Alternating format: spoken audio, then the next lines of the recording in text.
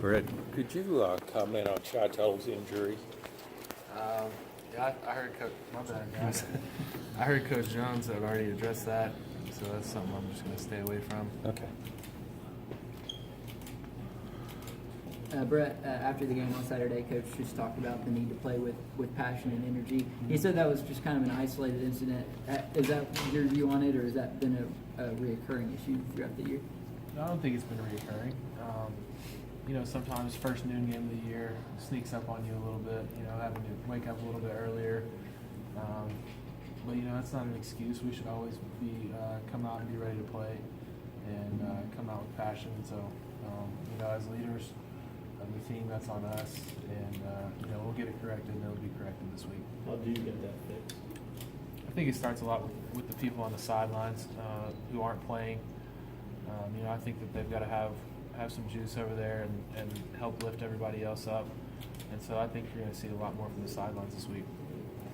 Brett Butch talked about the need to be balanced, and certainly didn't think the run game did enough on Saturday. What was your evaluation, what you guys were able to do in the run game?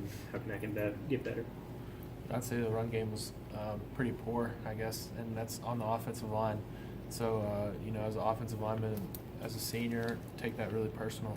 So this week of practice has got to be huge for us, but, we got a bunch of guys that work hard every week, and obviously got great backs in JK and Carlin and all them. And so, we're going to get it fixed, and that's what we're going to be working on a lot this week. How much of that can be attributed to Jay Sean's absence? It looked like the interior was not getting near the push that they've been getting the last few weeks. Obviously, losing not having Jay Sean last week is going to hurt us when you lose somebody like that.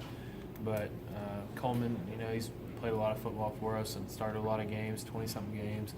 And so, when it's just kind of the next man up mentality, we don't expect, if Coleman comes in, we don't expect a drop off. So, I don't think it was just Coleman's fault. I think it was my fault, and I think it was, the rest of the O-line's fault. What catches your attention about Georgia's front seven on defense? Obviously, I take a hard look at the defensive ends. So I know Davin Bellamy and Lorenzo Carter. Obviously, those two stand out for me, 7 and 17. So I got a lot of respect for Georgia. Been here for so long, played against them. They got a really athletic front. Their interior guys are big and strong. So I think the linebackers run well and play well. So obviously, it's just like any other SEC game. Front seven is going to be a challenge, and it's something that we need to step up and take care of. Brett, they're highly ranked. Do they look different to you than maybe past Georgia teams, even though they were talented as well? No, I don't think so. I think they're playing good to start the year off, but I think we have a talented team too. So it should be two good teams going at it. A top 10 opponent coming in to Neyland Stadium should be a good atmosphere, and it's something that as a competitor we're looking forward to. What is it about this series that's created such close down to the wire games the last few years? Every year you've been here, it's pretty much gone back into the field. Yeah, and I don't know. I don't know if it's so evenly matched or what it is, but like you said, it's been close every year. With Pig fumbled the ball in the end zone.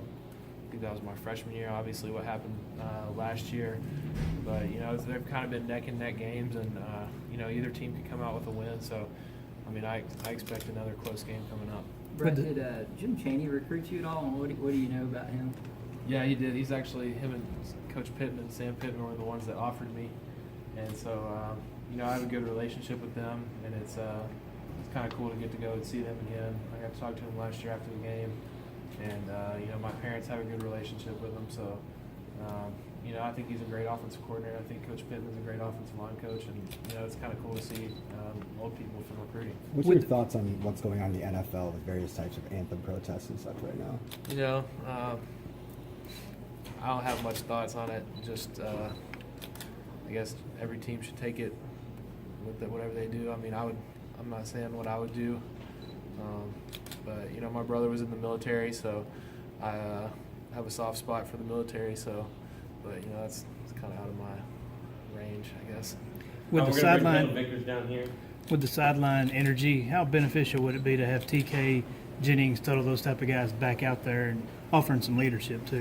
I think it'd be huge, and I think I think we'll start seeing some of them back on the sidelines, and I think that's something we need to take care of inside the team, I guess. But obviously, senior leaders and older guys in general out there to kind of show the younger guys what it's supposed to look like and how the sidelines are supposed to look. I think that'd be huge for us. So I think we'll get that corrected. That sideline leadership doesn't just start on game day. That starts